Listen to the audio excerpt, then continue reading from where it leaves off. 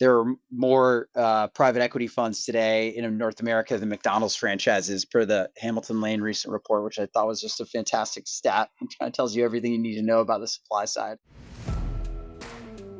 This episode is going to be a fundraising masterclass. So if you are an emerging manager, an established manager, an independent sponsor, anywhere in between, this episode is for you.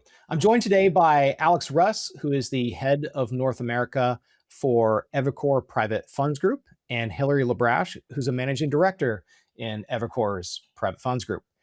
We're going to start by painting the picture of where we are at in the fundraising environment, and then we're going to dive into strategy and process, emerging managers and established managers. This is intended to be a masterclass. So strap in, get your pen and paper out, start taking some notes. It's going to be a long episode, but this is going to be really valuable for wherever you're at in the fundraising process or whatever fund you're at. Let's jump into what has fundamentally changed in private equity fundraising in the past 2 to 3 years. Yeah, Jordan. First of all, thanks for having us on. Really appreciate the opportunity. Big fan of the show. Let's just start with the premise that fundraising is, I think about it as essentially as an existential test every few years. You're going back to market and you're asking, do people still believe in what we do? And do we still deserve capital? And I think right now that question is being asked in one of the toughest environments we've seen in decades, as you alluded to, Jordan. Look, on the demand side of the equation, we've had a quick recap. For those who haven't read the headlines, we've had roughly 4 straight years of declining or muted fundraising activity. And I think it's clear to everybody in the game at this point, this is more than just a temporary dip. It's or a cyclical slowdown. It's really been a multi-year structural reset of the fundraising markets. And the driver, the real driver there is, I think, as everyone knows, is liquidity. Distributions are sitting at around 14 to 15% of NAV versus the longer term average of 20% plus. And that's been the case for 4 straight years. So we're essentially in a record drought in terms of capital being recycled back to investors, which, just leaves them in a position, LPs in a position where they aren't just being selective, they're just constrained, limited recycle. They're just not getting the capital back in the way that they used to. So you got that on the demand side. On the supply side, what's changed is, I guess, kind of more to the same in the terms of this private equity as an asset class and has been on this long-term growth trend, right? With more and more GPs entering the market every year, trying to raise bigger funds. And so the industry has never been more crowded. There are more private equity funds today in North America than McDonald's franchises, per the Hamilton Lane recent report, which I thought was just a fantastic stat. It kind of tells you everything you need to know about the supply side. So the result is what's shifted is it's just a very bifurcated market.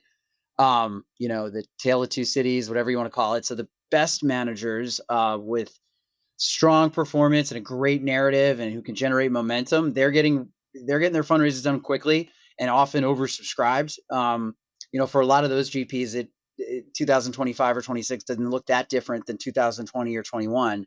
But everyone else is competing in just a much more crowded and slower moving environment. So the shift to your question is simple. It's no longer about just figuring out how to access capital. It's really about proving you deserve a scarce resource. And we're starting to see very clear patterns in how the best managers are actually accessing it. And so hopefully over the course of today's conversation, Hilary and I can unpack for you what some of those strategies look like. What does that mean for strategy for managers who are thinking about either spinning out or doing the next fund? What are the tough questions that they need to be asking and being honest with themselves?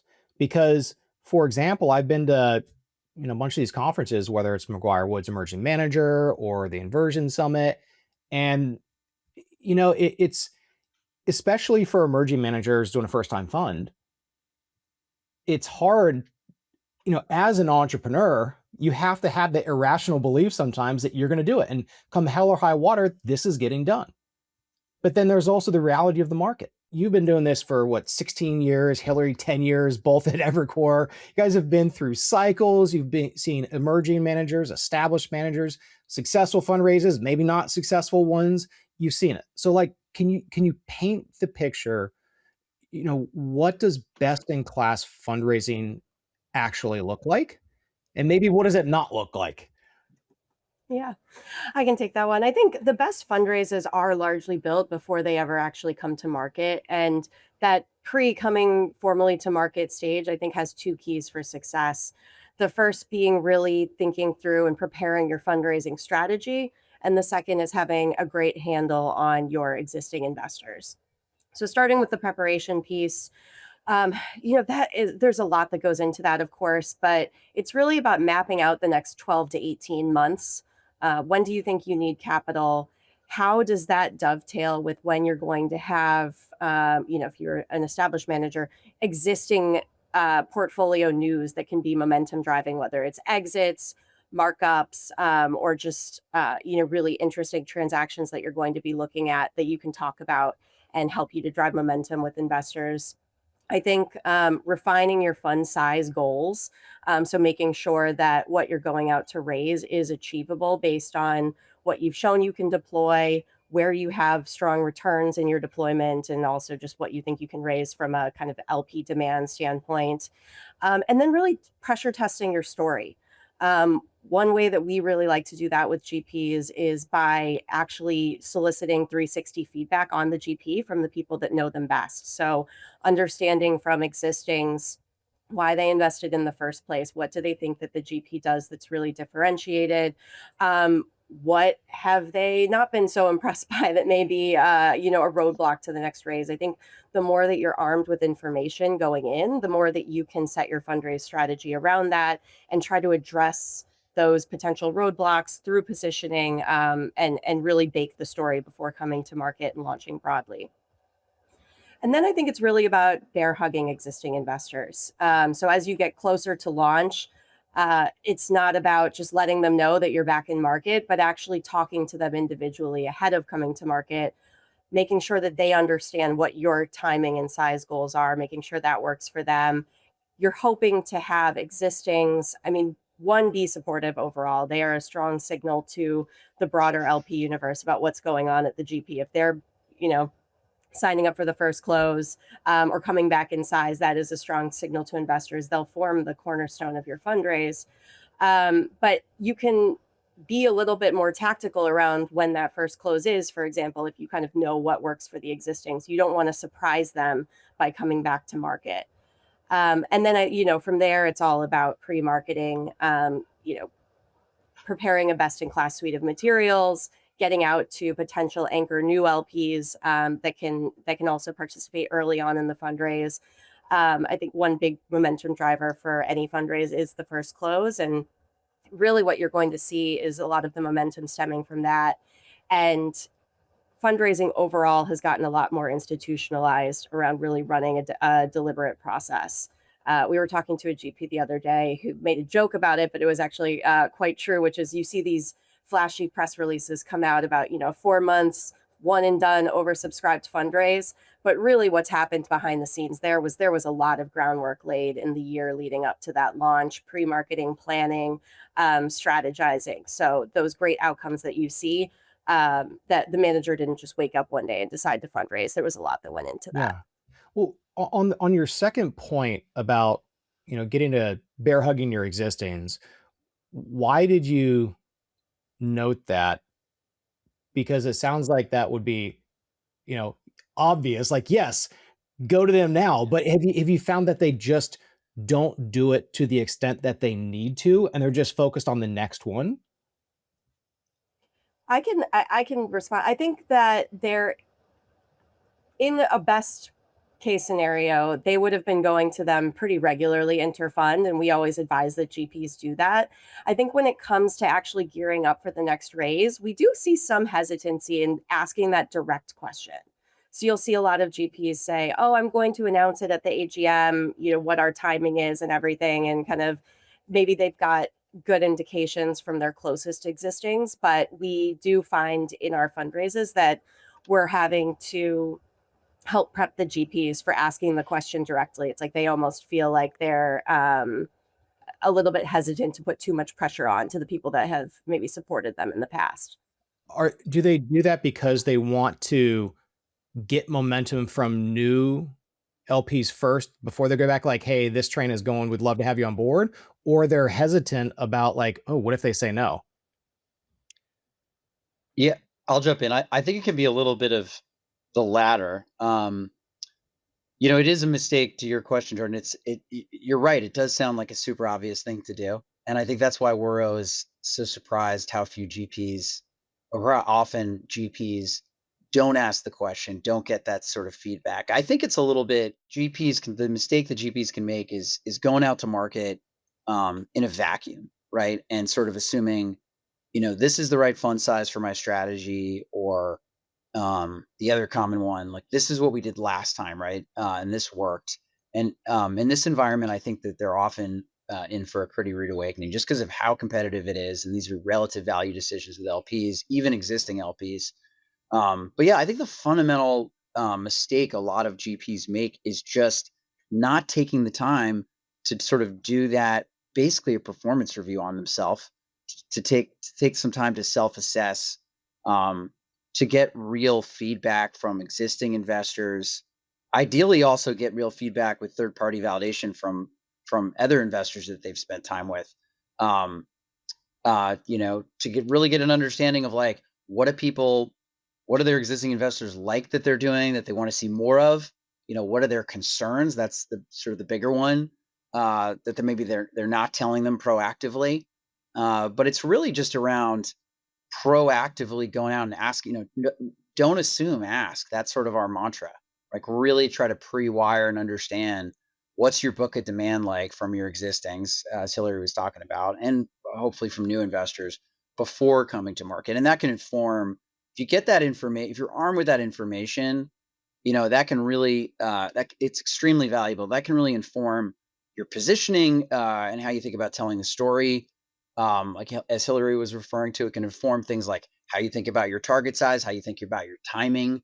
Are your existing LPs ready? So, what we do for a living, it's not often rocket science, but we are consistently surprised. And maybe it's a good thing. I think that's some of the value that we can add in what we do for a living, because we're fundraising 365 days a year.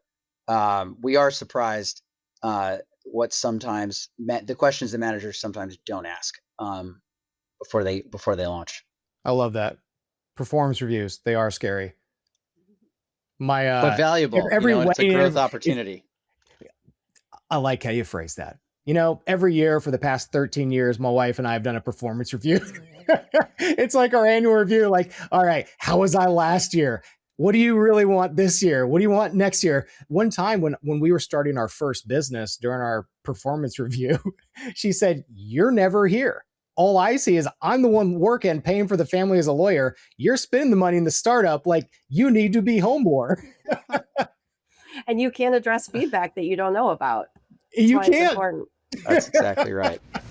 Investors and Operators is the podcast of 51 Labs, a full-service digital marketing agency that focuses on private equity firms, the portfolio companies, and others in the M&A market. We handle everything from branding to video to websites, LinkedIn content, and everywhere in between. We've done over 150 projects since 2019, and usually we do a lot of work with emerging managers, so funds 1 through 3, independent sponsors, but also funded private equity firms. Reach out, happy to help out. Let's dive into, in terms of just where we're at, you have to create urgency and scarcity. So what are the most effective ways to create urgency and scarcity, but don't do it in a way that's going to damage trust with the LPs and also on the GP side with false expectations? How do you do this? Yeah, well, I mean, fundraising is effectively, it's a momentum machine, right? And we're fond of saying, and everything revolves around the first close, right? So your entire process, really, the way we think about it, your entire process terms of how you approach a fundraise should be engineered around getting that right, right? And let's define what we'd view as success in a first close. And I'll tie this back to creating a sense of urgency, but we define success of a first close as if you can cover 60 to 70% of your target in a first close, everything that kind of drives everything from there: momentum, credibility, scarcity, outcome. Um, because if you don't, on the other hand, if you don't achieve that, if you don't achieve scale in your first close, particularly in this environment, right, where we talked about the, how long it's taking funds to get raised, which LPs know, right? If you don't hit those sort of numbers in a first close, then the challenge is you get stuck in what we think of as the doldrums of fundraising, right? If you have a sort of a sub 50% first close, the message it just sends to the market, to investors, right, is that they've got time, right? And they can take their time.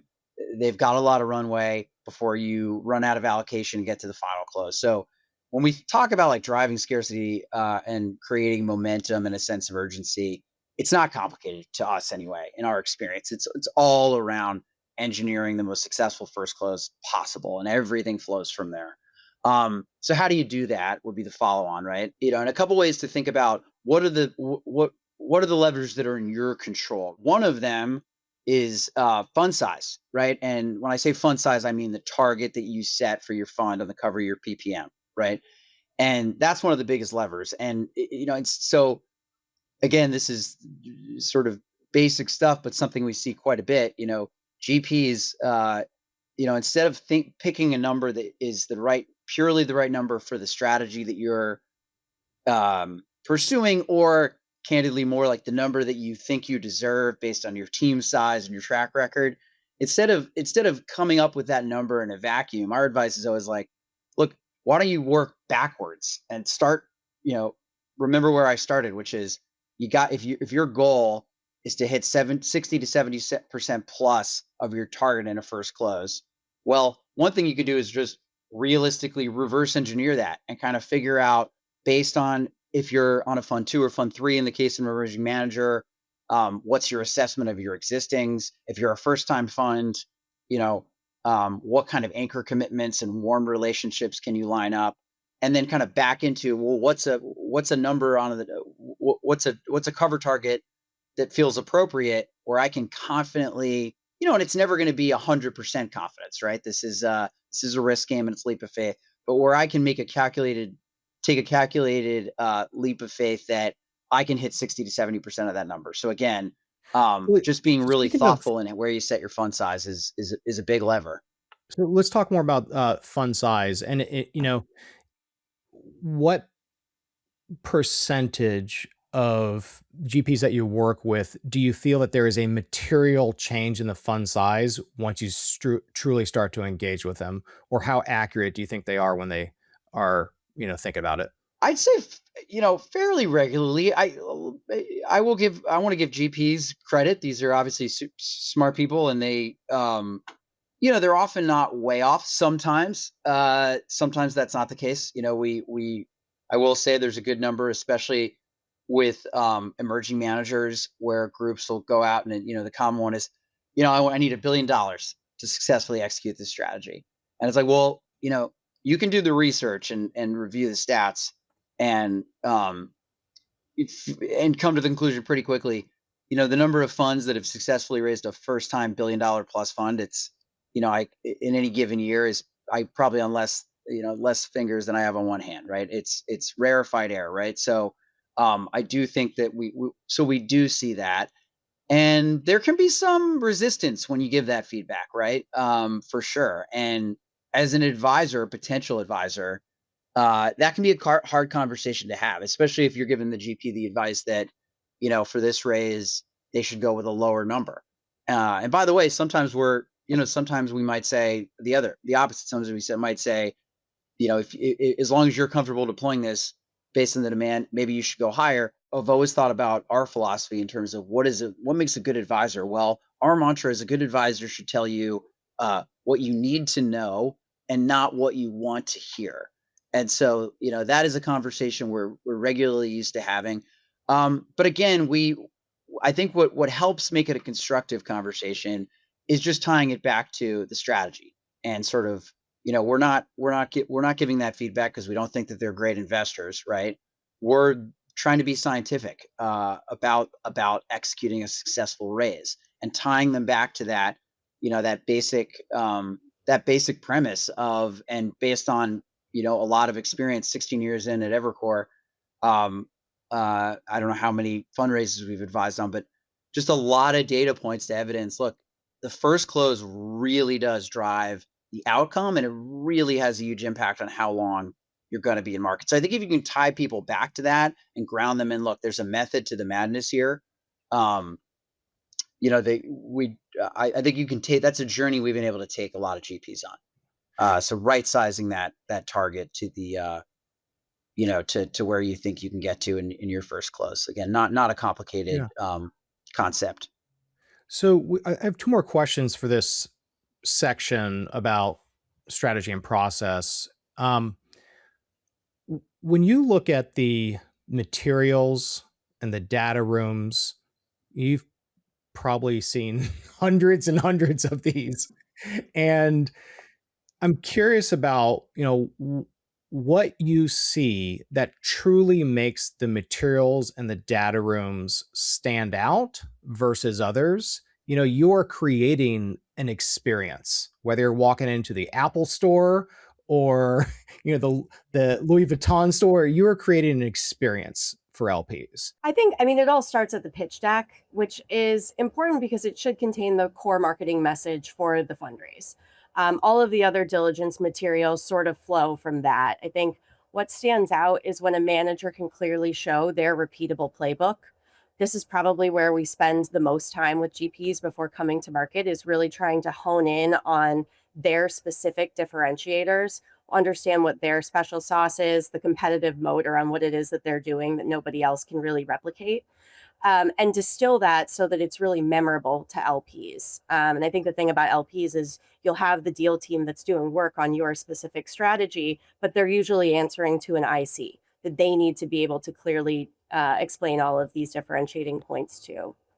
So many GPs, I think, highlight things that end up, they think that they're unique and it's what they're living and breathing every day, but they don't hear pitches from other GPs every day the same way that we do and the same way that LPs do. So they'll come to the table talking about things that they think are differentiated, but might be more table stakes. They'll say a lot of the same things, the same buzzwords like proprietary deal flow, operating partners, things like that.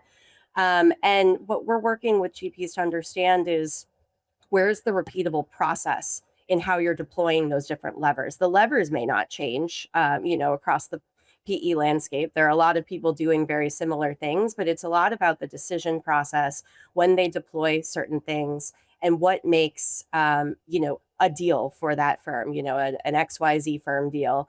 And I think the best GPs can really demonstrate that, more with the how than with the what, with the kind of showing, not telling, I guess, so to speak. Well, One talk more example of, about, sorry, sure. let's go back a little bit around um, differentiators.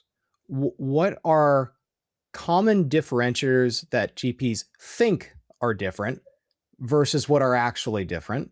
And what's making me think about this, and I forget the conversation who mentioned it, but someone said, we focus on family and founder owned businesses. And then someone said, or the reply was, is that a strategy or a filter? Yeah. So Yeah. how do you guys think about what is truly different?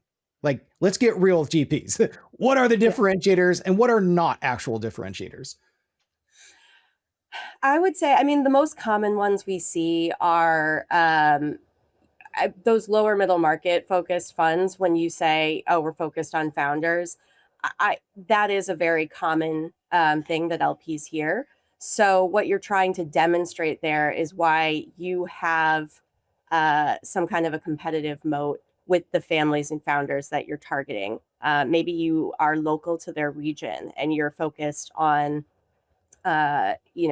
being a good partner to them in a way that other GPs coming from elsewhere can't. Or maybe you have a strategy where you're deploying a different type of operational resource than GPs are used to using. We see operating partners come into play a lot.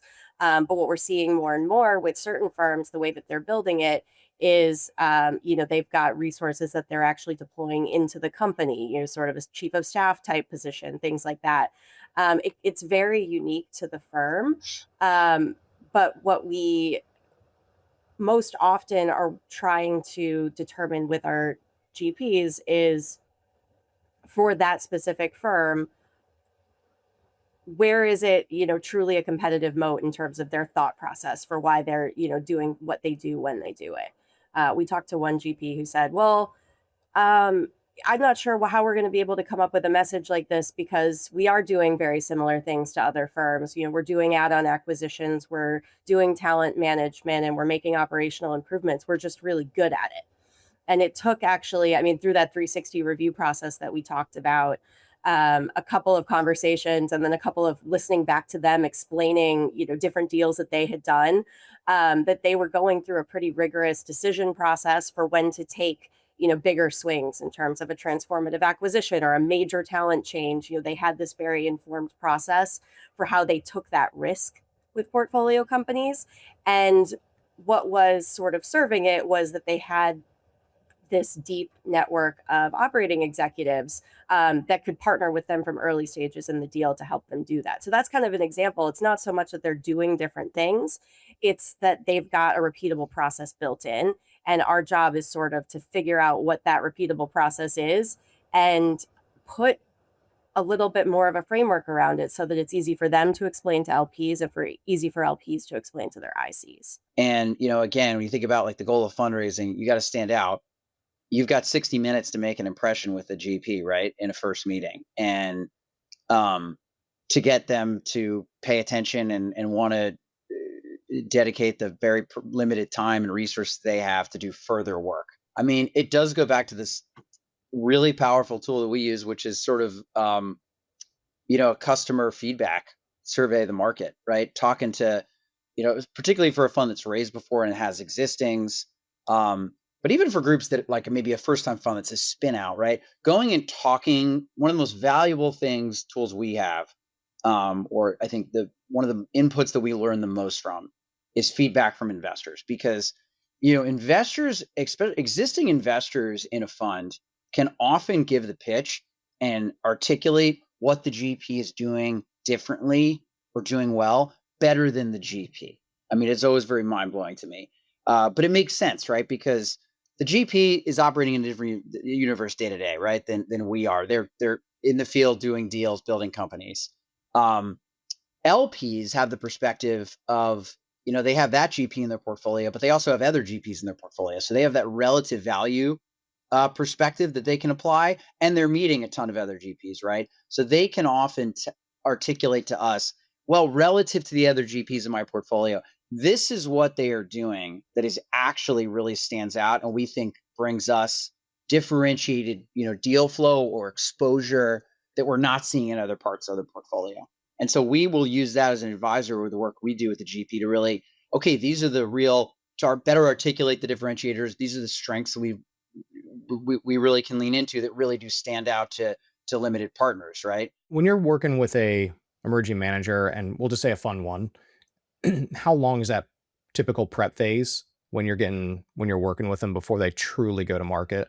I know they've socialized it with, warm relationships, but like before we go out to new and maybe, large relationships, how long is that prep phase usually? I think you're probably looking at maybe 3 to 6 months. Yeah. It can be shorter. It depends how much of a cohort of warm relationships you have Yeah. before coming to market, and also how you've been operating. I would say there is a difference between someone who is spinning out of a firm, setting up infrastructure for the first time, bringing the team together, also trying to determine, what warm relationships from that prior life might be able to serve as an anchor, and also kind of crafting that narrative, which is the piece that we're talking about. it's a little bit different if they've already been operating as an independent sponsor, because a Yeah. lot of that infrastructure is already built and there are deals and there are LPs who have backed those deals. And so it almost looks probably a little bit more like a traditional established manager fundraise process, in the sense of still probably a couple of months to refine the materials and make sure that we're really all comfortable with how the pitch is landing, but not so uh, not so daunting, I guess, in the sense of creating something from scratch. We talked about repeatable playbook, differentiators, be memorable. Is there anything else that we can do to kind of, put a bow on this topic? Yeah, the other thing I was thinking of was just anticipating the questions that are going to be unique to your fundraise. So you can have a great suite of materials. We help a lot of GPs fill out the ILPA DDQ. We make sure that all of the cash flows and portfolio company information and case studies are in great shape, and the case studies in particular, tying them back to that narrative and that repeatable playbook. And then there's going to be a whole host of things that are very specific to that GP and their objectives for how we might want to frame some other supporting analyses. We talked about fund size. So having a very clear analysis for the narrative around your fund size growth.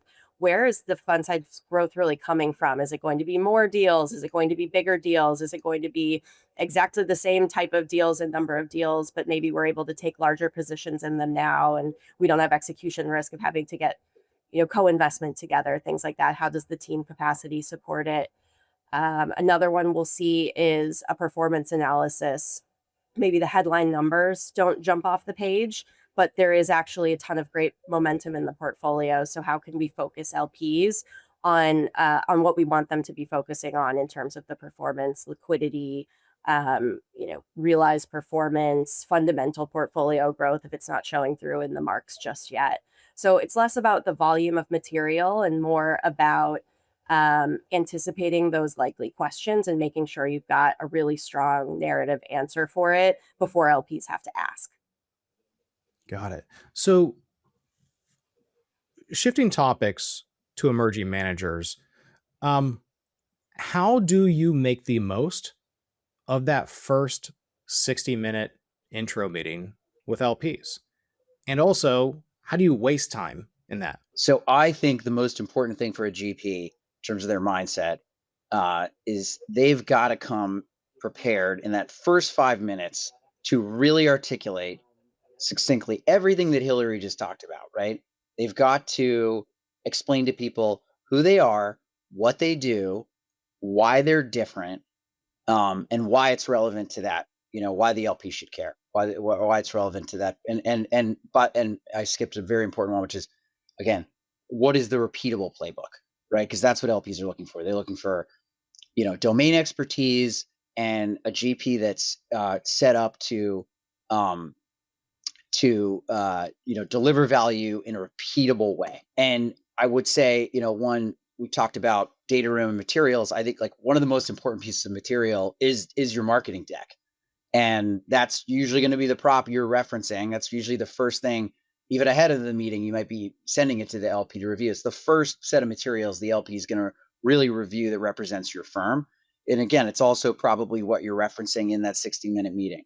So this, again, sounds pretty obvious, but ensuring in the first few slides of your deck, does it answer those questions that we just talked about, right? Like, what do you do? Why are you different? How's it repeatable? Why should I care?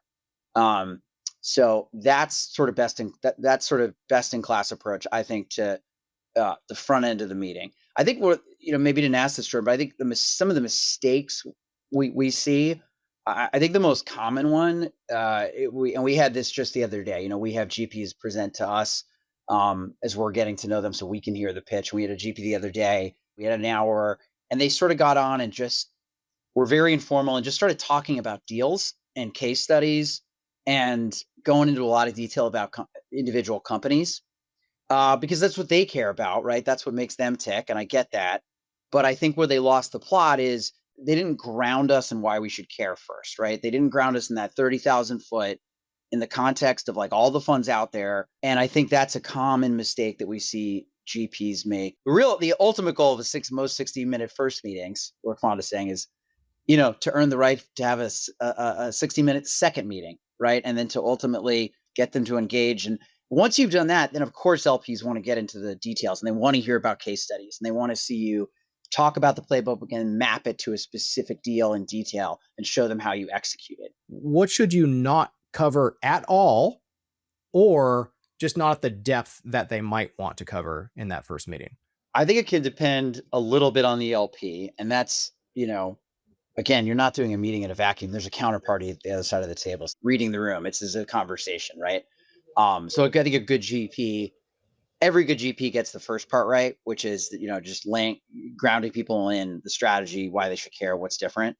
But I do think a part of it is going into that meeting knowing what's important to that particular LP. That's where somebody like an advisor can be really helpful because they actually spend time with the investor. Like, what do they really care about?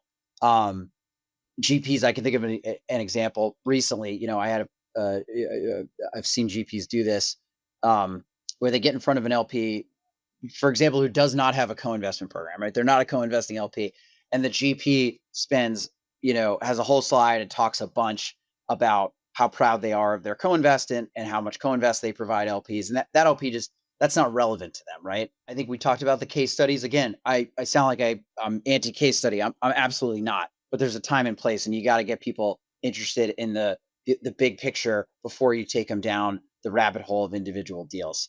I think the other common, another common one that I would say is, name dropping. And I will often see that happen, especially like a sector specific fund. It works with a bunch of very impressive advisors, and we'll go into a ton of detail around these very impressive former CEOs or operating partners they have. And we'll often assume that the LP is super fluent in this sort of that ecosystem, and it can rub people the wrong way of, just that almost assumption that the LP has intimate knowledge of as certain players in the sector. So I think that's another one that I will often see GPs miss the plot on or lose the plot. Yeah. Hilary, what have you I seen? think what you're hearing from us is there's a lot about balance to all of this. You want to hit the high level points on you first, definitely the strategy and playbook. That's the most important thing. And then once you go into the company examples, they should be able to succinctly tie back to that playbook. I think one thing we'll see GPs either do too much of or interestingly too little of is the whole history of their firm and how it came together. So you'll see a GP either completely gloss over it because they're trying to focus on the now and the go forward. And I think an LP's first question is going to be, can you tell me a little bit more about how this team came together and what you did in your past life? And on the other side of things, we've had meetings with GPs that are going out to raise a first time fund where we almost never get off of the great firms that they came from and what they've done. And it doesn't tie into the overall narrative of what they're building for the go forward. Can we talk about constructing teams? So, one of the observations I've had through our client base and just talking to others is I've seen more and more heads of strategy joining earlier on at like fund one. And that kind of makes me think about how GPs are thinking about constructing their teams and making that significant but early investment to be differentiated. What have you seen in the fund ones and the fund twos in terms of how they are constructing their teams that might be different from what you've seen in the past, 3, 4, 5+ years? There's a balance to it being realistic for their just economic situation as they're setting up. So I think that's something that LPs will always take into consideration. The most important thing is that they want to make sure that the core team that can execute on the first few deals is going to be in place. So it's not just a founder and a bunch of blank boxes, but that they've really thought about what do they need to actually get going on investing in the early stages of the investment period.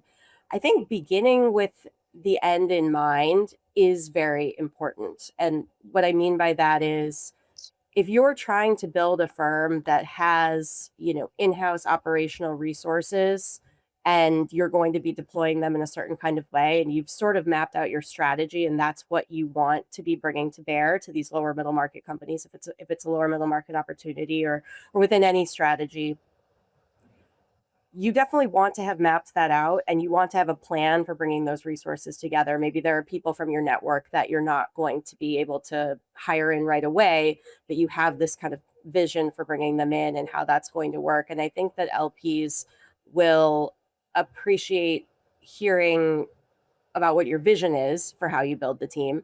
And then they will be pretty balanced in terms of what's realistic for you, but it can't just be, we're going to bring the whole team together after you commit, because you're trying to mitigate first time team risk. I think LPs will, even LPs that will back a first time fund, tend to be very hesitant on a first time team. And so the more you can be showing that this team that I'm constructing can operate together, either we have in a prior life, which is the ideal, or I have high confidence that we will, because, investment resources, people growing up in the same sort of investing culture, ability to lead deals, to work together.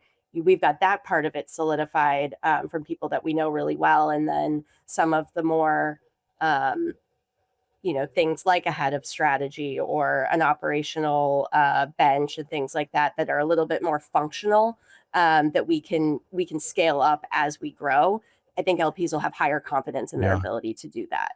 Yeah. Yeah, and I think that Jordan, the bar has been raised over time for emerging managers on the organization, the thought and the investment that needs to have been put into the team and the organization ahead of coming out and expecting, it's certainly institutional capital backing. I think gone are the days that you could sort of have one, sort of a rock star senior person who comes and says, I'm going to go out and raise a fund, and trust me, to Hilary's point, like, trust me, I'm going to build a team and I've got some people in mind.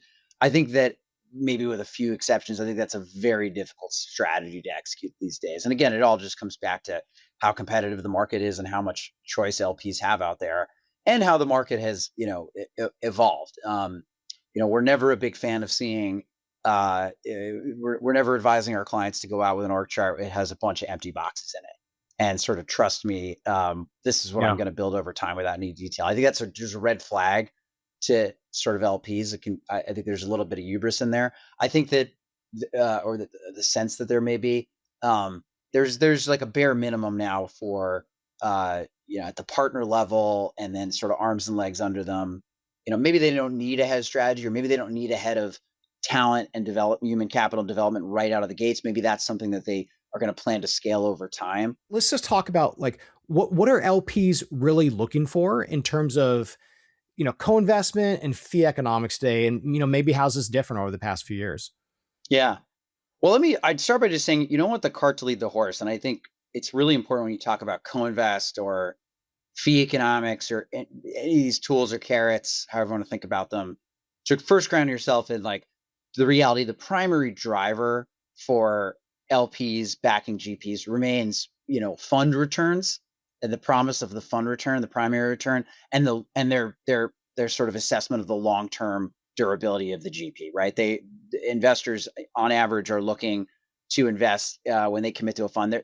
They're signing up ideally to commit to multiple funds, right? It's a lot of work to diligence the GP. They're buying into the promise of the blind pool and future blind pool. So I always think that's like an important place to start.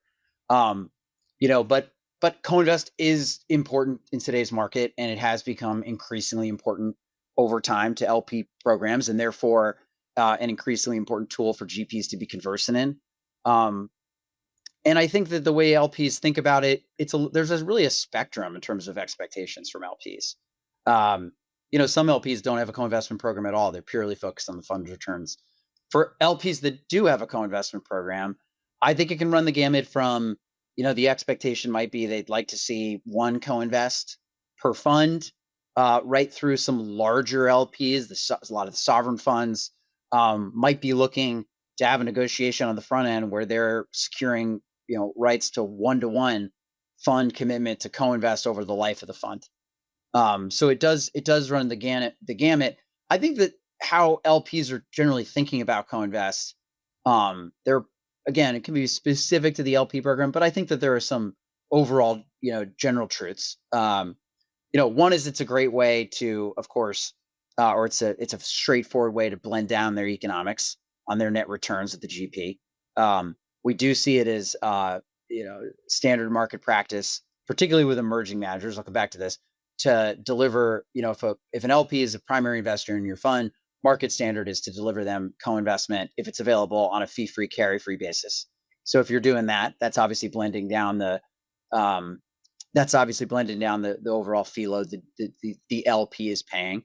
It's also historically, and I think there's a lot of truth to this. Like LPs view it as another angle through which to diligence the GP. Right? There's almost no better way to get to know how a GP operates and how they apply that playbook that we've been talking about, right? That repeatable playbook, than to see them, to look to see how they do it in an individual deal.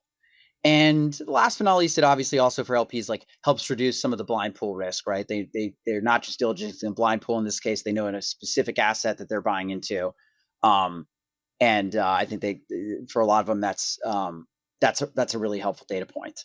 But from a GP perspective, look, we think of co-invest as a tool, right? And for whatever the reason the LP is doing it in terms of, and it's probably some combination of the above. For a GP, it can be a really attractive tool to really accelerate and strengthen diligence. We go back to kind of how do you create urgency, right? In fundraising, how do you create prioritization? Co-invest, you're able to offer that early in particular through your fundraise. That's often a way for you to get your PPM moved to the top of the stack. Again, I don't think it's a way to purely generate interest. I think the LPs, these are smart investors. They know if they're committed to a fund, that's a lot of exposure. So they've got to be sort of bought into the concept of what the GP is doing. But then again, back to the competition and the relative value and relative prioritization, they've only got so much time and energy. If you're able to deliver them a co-invest early, that can just be a great way for them to prioritize doing work on your fund, because co-invests, of course, have a shorter timeline typically than a primary fund commitment. So I think can be a really effective tool for GPs in that respect. I think it tends to be an outsized it can be an outsized differentiator for emerging managers in particular, right? Very crowded field. You've got emerging managers by definition are working with fewer tools than an established manager. You don't have as long of a track record. You're newer as a team, all of these things. So co-invest can kind of have outsized importance, I think, and benefits for an emerging manager. I do also think on the LP side, there's probably a higher expectations of co-invest for LPs investing with emerging managers. That is a very common path for emerging managers to sort of build and scale into their LP relationships, particularly in early funds. So it's a really valuable tool.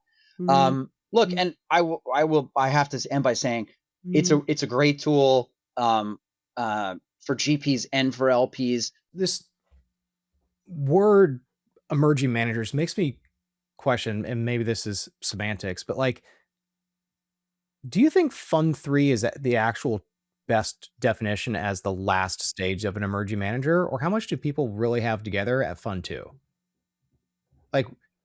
Do you agree with Fund 1, 2, 3, that's emerging manager, or what, Fund 2, you're done? I think Fund 2 is still emerging manager, definitely. I think it's probably debatable whether Fund 3 really is, and it definitely depends on the GP. Most LPs for an emerging manager program will consider it Funds 1, 2, and 3. Yeah. And some have size constraints on that, but I think there are some dynamics that really shift between Fund 2 and Fund 3. Fund 1, Fund 2, you're definitely advancing. From Fund 1, you've got a lot more together. What you probably don't have is realizations in Fund 1 yet. So if in Fund 1, you're sort of selling the dream to some extent, you don't have, a prior funds that LPs can diligence. You probably have some kind of an attributable track record or history of doing deal by deal, but you really are selling the dream in the fund construct. Fund 2, you kind of still are. You're having more realizations, but you haven't had the full portfolio turnover and to show this is repeatable. And here's the team that came in at 1, we grew it in 2, and they're still here, ready for 3. Can we talk about the top mistakes that a first-time manager makes and a manager raising fund too? The three biggest mistakes, I'll start with first time fund managers, but I think it probably carries through to fund two as well. Unclear differentiation, not doing enough to de-risk the story, and that kind of those hallmark first time fund type stories, and then missizing the fund, which we talked a little bit about as well. So differentiation, they want to see that repeatable playbook. I think the bar for emerging managers is also a little bit higher because there are so many private equity firms out there. So any new entrant needs to show that they're filling a specific gap, that there's a reason for this new firm to exist. They can't get this exposure in this form from something else in their portfolio or from something else that they're looking at.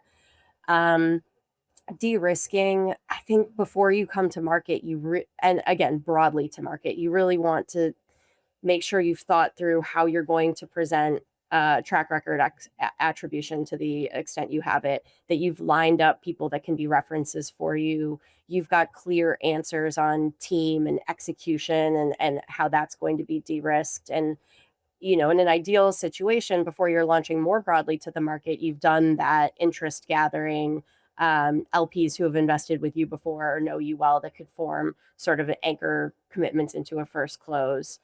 And then I think on the fund size, we talked about this a little bit. It's very rare that GPs go out too small. I think that we tend to be very conservative on this point, not because we're encouraging anyone to raise, smaller funds than they want to raise, but I think what you put on the cover isn't necessarily the determinant of how much you can ultimately raise. If you've got really good momentum, you can go a little bit above, the target size, and most GPs do. And I think that a lot of GPs think, oh, well, if I don't raise at least 500 in my first fund, then how am I going to raise, 750 or a billion next time, or, maybe it's a billion to 2 billion, whatever the size jump is. And I think making a determination on your fund size target today, because you think that there's going to be some mathematical link to what you can ultimately raise later on, is probably the biggest, not mistake, but I think stumbling block that we see GPs make, because LPs see a big number. They think, oh, there's a lot of capital to raise. I've got time on this. And it's really a good way to stall momentum. And sometimes that is the trade-off. I will say, we've worked with first-time funds that want to go quite large, maybe larger than we're recommending that they go, but they're doing it clear-eyed with the understanding that this is how much we want to raise, and we understand that it might take us a little bit longer to get there, but this is, the number that we want to get to for the first fund. This is what we need to execute the strategy. Let's talk about attribution. What's the most effective way for emerging managers to frame attribution when it comes to the track record at a prior firm? This goes to so many things, but I think it always starts with what is true. And then we kind of work backwards from there in terms of how we package it. So it really depends on what you have access to in terms of information rights, and then also just what is true in terms of your role on deals in your prior life, and what will be credible to LPs. Best case is you've got deal level attribution where you were the deal lead, and a certain cohort of these deals at least align with the strategy that you're going to be executing going forward. If you can show those numbers to LPs, they're referenceable with the CEOs of those portfolio companies, or even sometimes, we'll see some spinouts where the split was so amicable that, the prior GP will provide references to them. Though that's kind of like the holy grail of being able to talk to attribution. Most GPs are not in that position. There's some nuance to it in terms of, okay, well, I led, 8 of these deals, but only 4 of them really fit the strategy that I'm going to be executing going forward, or even maybe very few of them actually are, because the reason that they're leaving is because they want to actually build something new. So it's about weaving through a narrative that explains what you've done, what was and wasn't successful about that, and the factors that were leading to the success being what you're taking forward into what you're going to be doing in the new firm. And I think there are so many cases where the ability to actually disclose information on those deals is quite limited for GPs. And there are ways for them to, use their referencing, use the LPs who have known them well, that maybe backed them in their prior lives, and also, the companies that they worked with and things like that, to essentially construct an independently verifiable track record, where they're not tripping up on attribution, but LPs can still get a sense of how they performed in their prior investing roles. When I want to go back to this topic of managing momentum. So we talked about the first meeting and, what success looks like, how to run it, but how do you manage momentum from there, from that first meeting? What creates that compelling narrative and story that I want to follow? I think the things that, to your question, Jordan, keep people engaged. One is, one thing that again is in your control. It goes back to like timing, right? And your timing to come to market. So we've talked about the things in your control, the fund size. You can control how you show up, doing that work to really figure out what you're doing differently, and messaging your domain expertise in the first meeting. The other thing that you can, GPs have some control over to an extent, is like how they time when they come to market. And I think this is the case certainly with established managers, but I also think for emerging managers, not complicated. We're big fans of timing your launch around some really good news, or around the promise of good news that's that's inbound. So, examples of that would be the obvious one being a big exit, right? A liquidity event. Um, Even for first time funds, if they've built, it's very common. We see first time funds who have sort of built first a deal by deal track record. And so timing their raise for their first fund around a liquidity event in a prior deal. Or it could also be timing it so your first close is going to sync up with a new deal, right? Where you might be able to offer co-invest, or at a minimum show people this is going to be the first deal we're going to be putting into the fund that we're asking you to commit to.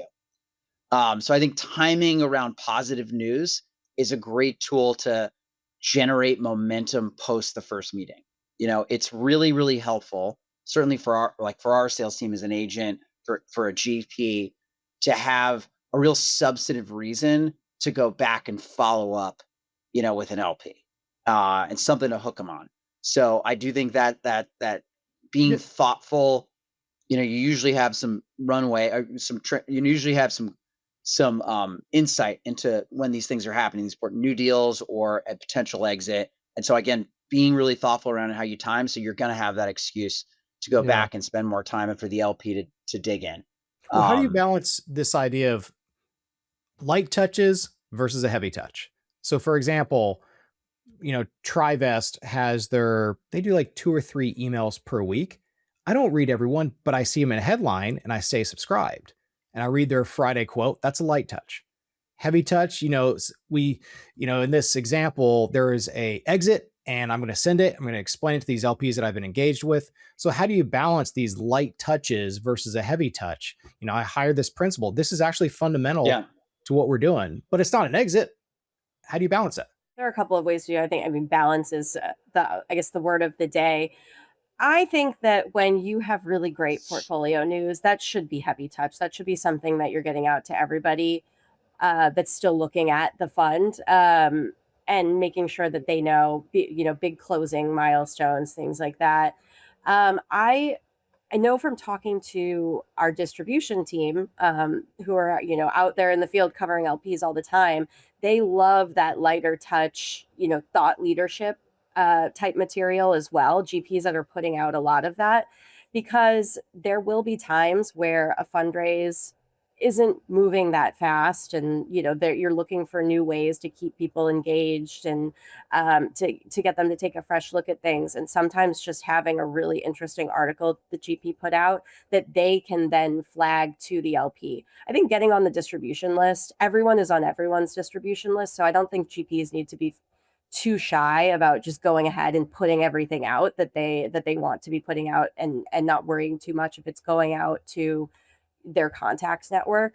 But when you follow up directly with the LP to say, hey, did you see this? This is really interesting. There should be some nuance based on the conversation with the LP, just around, how many times you've been back to them recently, And how it they've could be responded to like prior updates, things a like that. a significant regulatory change that has happened that validates the thesis, says, yes, this is just proving what we've been talking about on the roll-up strategy or whatever it is.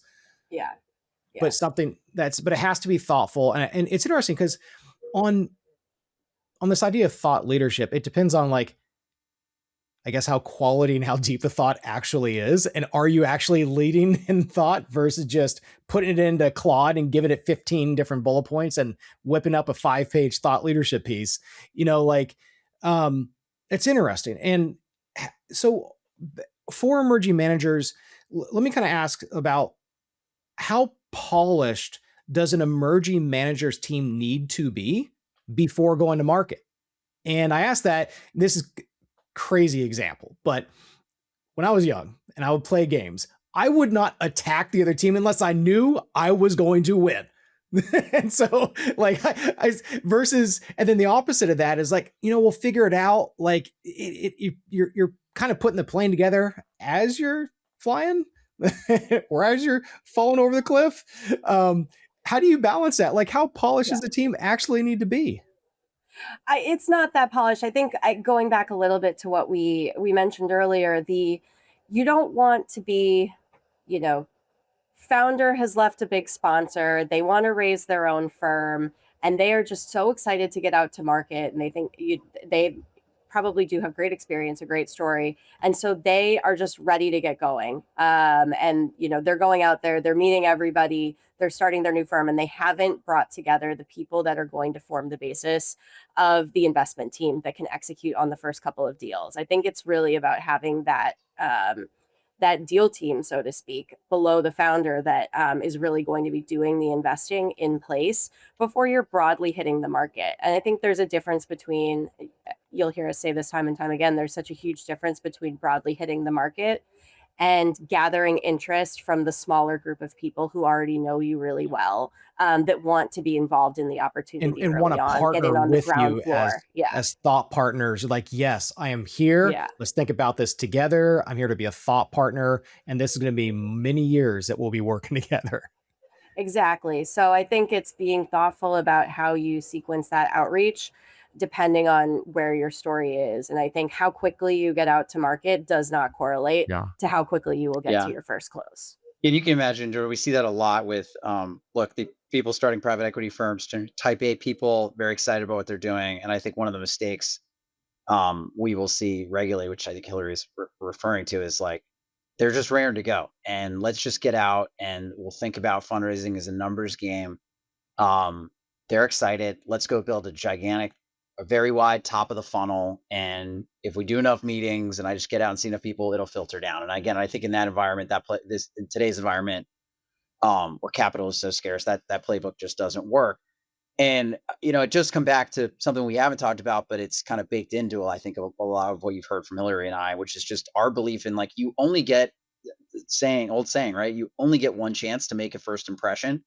And if you go in sort of half cocked, without a fully prepared story, your team hasn't been built out appropriately to support even the fund that you're looking to raise, you may have an okay meeting. And I think some GPs will sort of be of the mindset that, well, we can kind of go back to them and keep updating them. But what we have observed over many years of doing this is, look, again, LPs are spoiled for choice, particularly today. And they're sophisticated and they're smart, and they have to be really ruthless in where they spend their time and energy. And I just think psychologically, it's you can't rewind the clock and go back and redo that first impression. If they have a first impression, whatever that first impression is, these people are, they're understaffed. They haven't thought this through.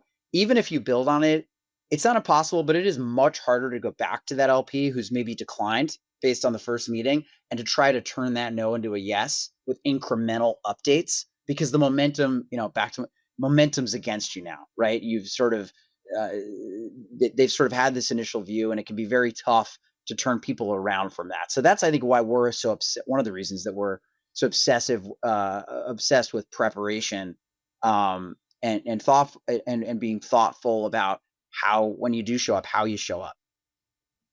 Yeah, balancing being prepared versus going into founder mode and just That's right.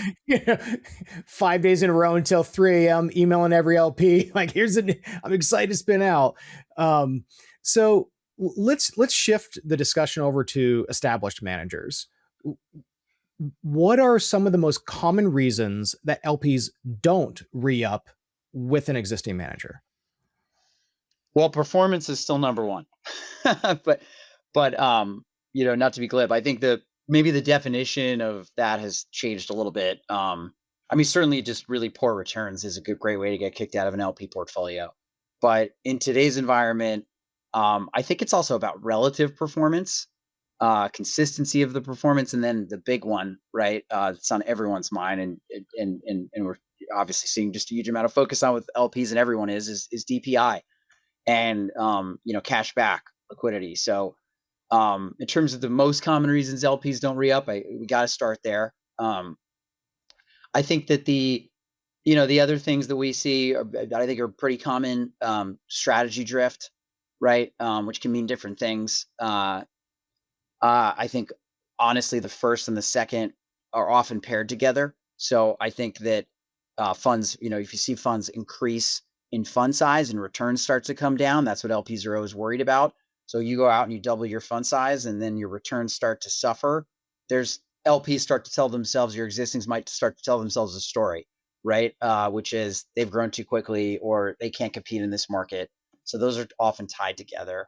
Another big one, team turnover, instability of the team. This is at the end of the day, these are blind pool commitments. You're trusting a group of people to work together and go invest. So I think team changes, which could come in all sorts of forms and cause various levels of concern. Certainly, if you have a senior investment team member leave, people are going to, that individual has attribution for some really good deals. There's going to be concern of, like, how can you replace or replicate that? Again, is that going to have a negative impact on the go forward returns? I think, again, in the GP side, poor partnership, which I think is out there. And to unpack what I mean by that, I think that means, like, poor performance in terms of transparency, communication, investor relations. I can think of an example right now. We've seen LPs, walk from funds with good returns, because they just didn't feel like they were being treated like partners appropriately, and didn't feel like that was a priority to the GP, and they have a lot of choices. So, and then look, I think lack of differentiation is another common reason, and that can change over time, right? LPs are, more broadly, like, LPs are consolidating portfolios, and so over time, what used to be differentiated, if you have not evolved as a GP, and you're just giving the same exposure that they could maybe get elsewhere, in a more focused way or at a higher return level, that lack of differentiation and that sort of failure to kind of evolve your story relative to the market, to the competitive landscape, is another one. I have a couple questions on this. Like, I mean, a whole bunch, but let's dive into strategy drift between 3 and 4 or whatever that funds are going to be. Have you seen, when strategy drifts, that they expand into other sectors, or they try, like, we've been doing healthcare, but God, why don't we do something in industrials? And I've known this partner for the past 5 years. Or is it, hey, you know what? We're great at buyout. Why don't we get into credit and healthcare also? Let's do both. Like, what have you seen in the strategy drift that LPs do not want to see? I would say most typically, what you see as GPs scale is that they'll start to look like other like upmarket competitors in their space. Maybe there's a sector specialist in technology that you invested in because they were kind of your lower middle market complement to the mega funds that you're invested in. But then as they grow, depending on how they grow, because this is not true of all fund size growth, but a lot of GPs, as they scale, they just start moving into those upmarket, more competitive deals. And then all of a sudden you're seeing, two managers in your portfolio that are competing for the same types of deals, even sometimes finding themselves in deals together. Yeah. And I think that's where LPs start to say, this might not, I'm consolidating my manager relationships. I'm getting very similar exposure from these two different Interesting. GPs. You've interacted with hundreds and hundreds of GPs, and some that have successfully evolved through one, two, three, and beyond. And you've also seen the GPs that have not successfully evolved, their teams fall apart. So I'm curious, what are the common threads for the managers who build an enduring team from early funds to later ones? How do they keep them together? Well, I think look, it probably starts before it begins, which is, the original team that comes together. You just, you have to get that right. And I think the best performing teams are um, generally made up of individuals who are like fiercely competitive with themselves, but not with one another.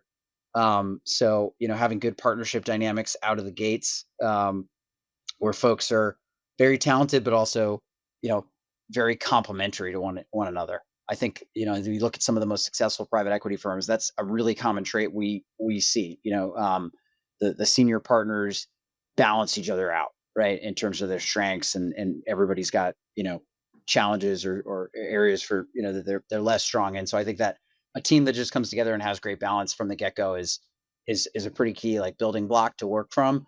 I think the other things that the teams that have stuck together for a really long time have just gotten right is, as they've invested in infrastructure, and they've invested in they've invested in terms of how they manage human capital as they scale. And what they really have achieved is like the concept of organizational health is another way of saying like a strong culture. The most overused term in any industry, but I think they've achieved organizational health. And if I was to unpack that, I think like one of the really common, um, I think attributes we see in private equity firms that have achieved that is like they're often really driven by organic growth.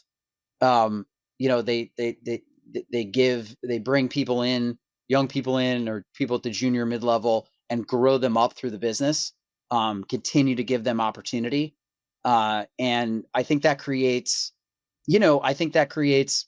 to an extent like emotional loyalty amongst the team members, right? Yeah. Well, If you're what given is it opportunity, yeah, when go they ahead. get Sorry. to a principal level, for example, and they start scratching their head about, what does the future look like for the next fund? Like, how do you create the economics for that level that keep people involved? Beyond just culture fit, you know, Yeah. there's money. So like, how do you not create the next spinoff? Well, I think it's like to your point on economics, it's not complicated. I think, the easy example is the firms that fail, like one of the most common where you do see all these spinoffs. One of the most common, the culprits is simply like a managing partner or founder who just holds on to a disproportionate share of the economics, and doesn't evolve that split as the firm grows.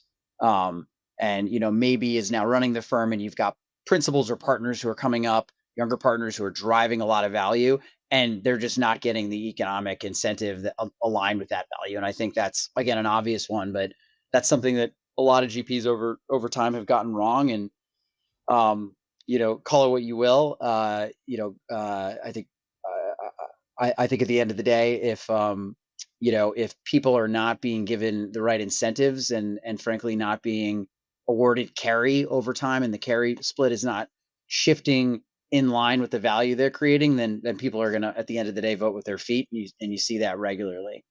Yeah. Um, I think it's I do think that's I also think that this is one of the reasons why you see top performing managers sort of grow over time, right?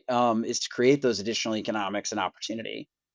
It's sort of, I get a little taboo to talk about because not all LPs love to see managers scale, but the reality is like there's a reason that some of the top performing funds do on average grow their fund size over time. And that's to create like a bigger incentive pool for the really talented mid layer who's coming up. And now you have to be really thoughtful and disciplined about how you do that. And I'm not saying I'm not promoting like growth at all costs, but I think they've sort of been thoughtful about growing the and scaling funds um, over time.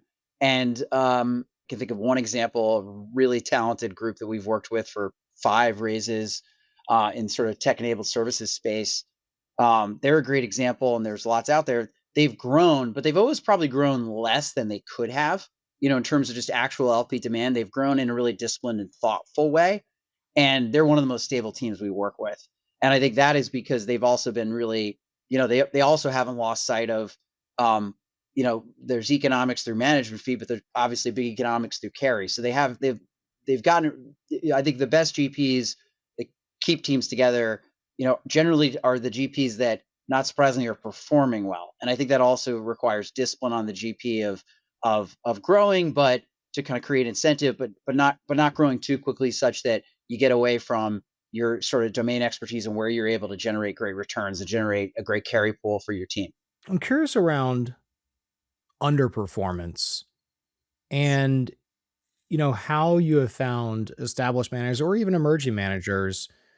Um, how do you communicate challenging vintages?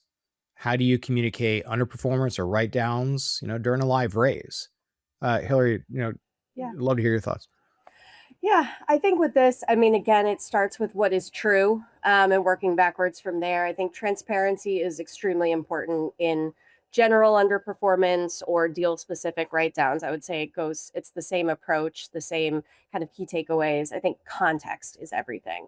So if it's a difficult vintage being driven by market conditions, that's one kind of side of the equation. You can look at how your strategy has performed relative to peers that are executing a similar strategy. You can kind of set in context for LPs what was going on in the market that led to certain underperformance, and how the current market environment or the go forward market environment for your next couple of funds investment periods might compare to that. What are the takeaways, and how have you addressed if you think that the challenging market environment is going to endure? If it's more of a lessons learned type situation, I think it's more about actually showing what you're doing to address it and what has changed. Whether that's you maybe moved into some verticals that didn't make sense for you, where you don't have the same competitive mode as your other verticals.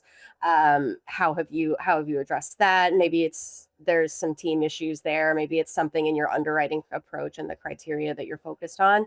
So clearly painting a picture for LPs of what are the lessons learned, how you've addressed them, and why those things should not be an issue for the go forward. Because you always have to remember that LPs are investing in your next fund, especially new LPs. They're investing in the next fund, and not the prior funds. And so you always want to be bringing it back to why this is a really good opportunity at this moment in time right now.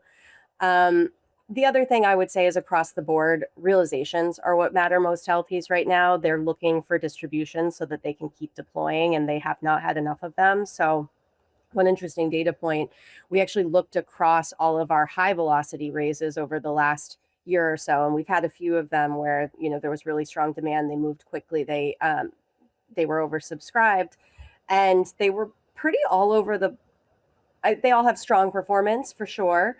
There wasn't one consistent factor for any of them, except that they all had at least one or two kind of full cycle realizations in their penultimate fund. So the fund kind of before the current vintage, what LPs are looking most closely at in terms of developed performance.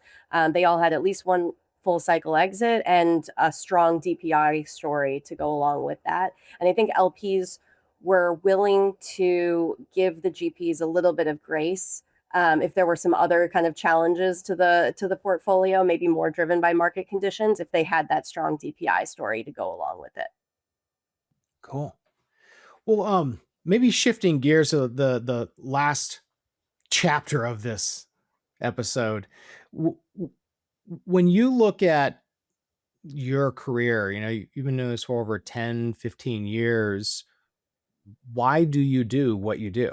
What gets you excited? There are very few fields, or just opportunities that I've found in my career where you get to advise really smart, capable people that are kind of domain experts in their field, in something that is just not obvious to them. It's not their area of expertise. So we get to be the experts to the experts, so to speak. And the really exciting thing about um, fundraising, which Alex mentioned at the beginning, it's an existential exercise for GPs every couple of years. The exciting thing about that is there are new things to advise GPs on every few years. So you can work with GPs for a long time, which we have. Some of our partners that we've worked with, upwards of 3, 4, 5 fund cycles. We're always advising them on different things.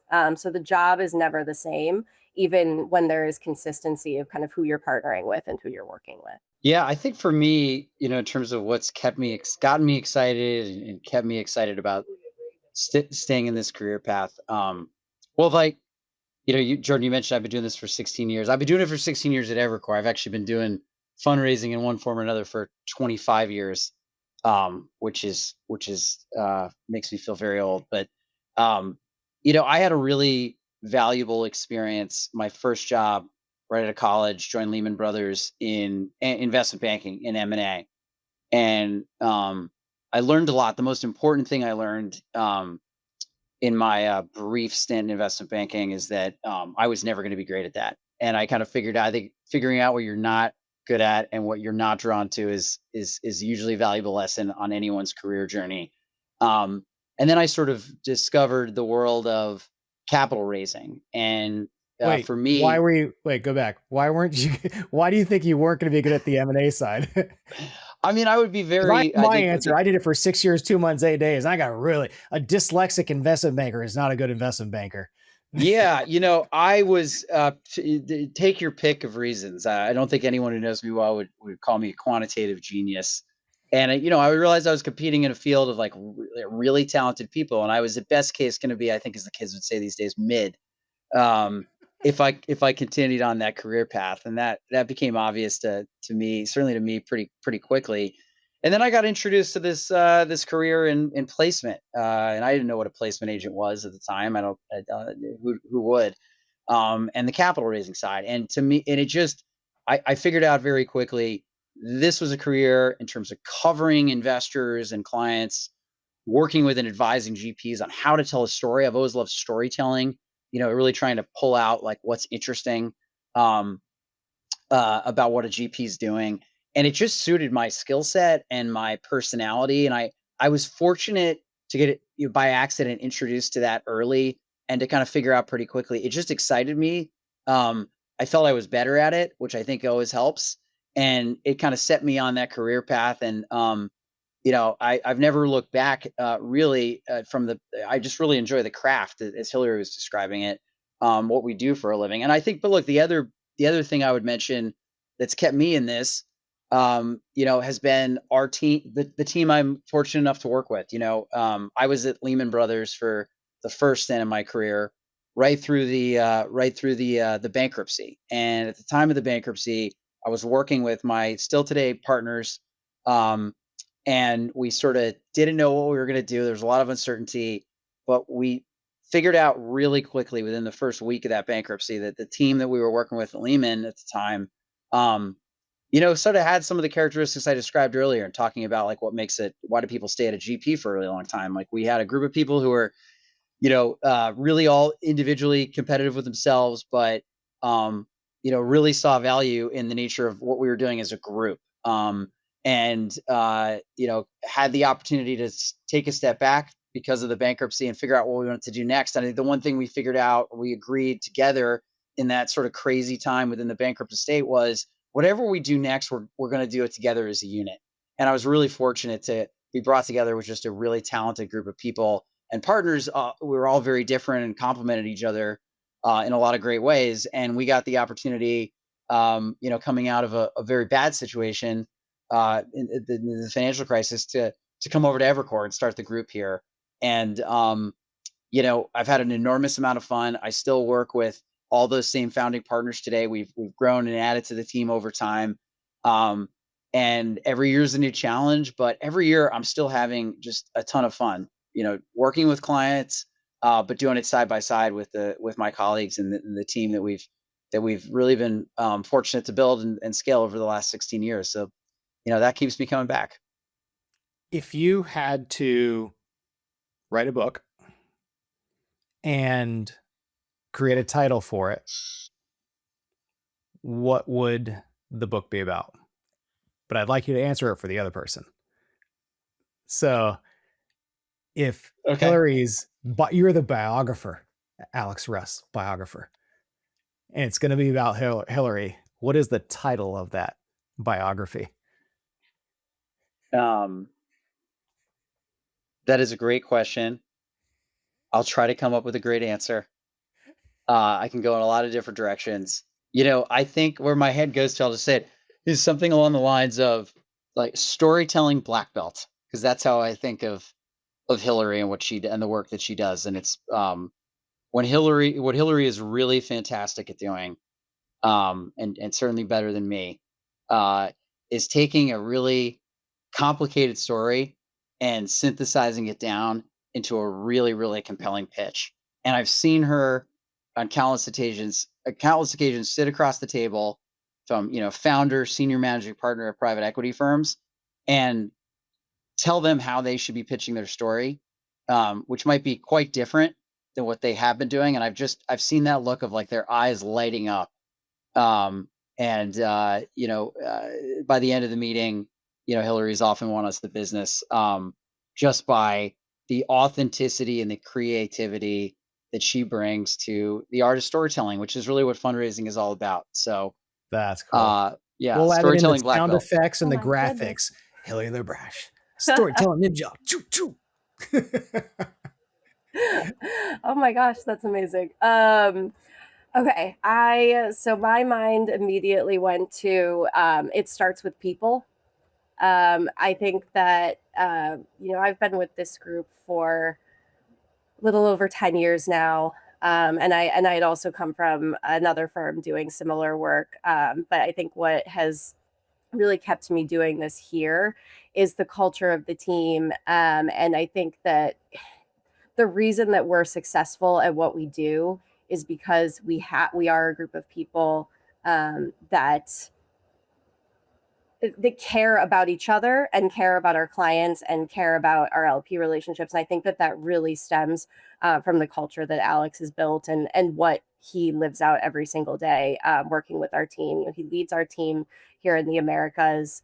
I don't think that I could have stayed, any field where you're working really long hours, you're working, sometimes with, counterparties that have quite high expectations and any kind of high octane, I guess, so to speak, type of role if you don't feel supported by the people that you're working for and working with. And I think Alex is just the ultimate partner, I think, to our clients and to us. And he's so supportive of our team. And, as we've kind of grown up together, being able to have, things outside of work, obviously, that take priority for us, having families, things like that. Alex is extremely supportive of that. And I think that that is very genuine. And I think that that garners a lot of trust. And so it's also kind of what makes him successful as an advisor. And before just being an advisor to GPs, he's also a really successful distribution person. So, being able to build relationships with investors as well, which it's all kind of leads back to people, I think, and the way that Alex treats people. Cool. The last question for you guys is if you've had a particular quote that has just kind of stuck with you through the ages. you know, I have a journal. I've kept an active journal for 15 years, and every year I, copy and paste the quotes. I'm like, that one doesn't really apply more. Oh man, that one 10 years later still is there. Right. Yeah, sure. I do have one. And it's actually a quote that I always remember from my father's advice to me, when I was starting out in business. And he always said, based on his experience in his own career, the most important thing is to always strive. And Hillary's heard this before. always strive to hire people who are smarter than you are. That was his number one piece of advice when I was, in terms of what led to his success in his career. And I've always internalized that and always tried to follow that. And I think that's probably very clear to everyone who's listened to this podcast in terms of Hilary's performance today. She's a fantastic example of that. It served me incredibly well. And as I have often said to Hilary, I'll be her wingman anytime. Yeah, this is, thank you so much for taking the time to, really go deep in all of these topics. This has been a long but super valuable episode, and we've covered a lot of ground. I just want this to be valuable for any manager out there. It's a tough environment, and we want to get super tactical as well as strategic in this, and we have accomplished that. So thank you for supporting this. This is fantastic. Can't wait to talk with you guys soon. Thanks so much for Jordan. having us on, Jordan. This is a lot of fun.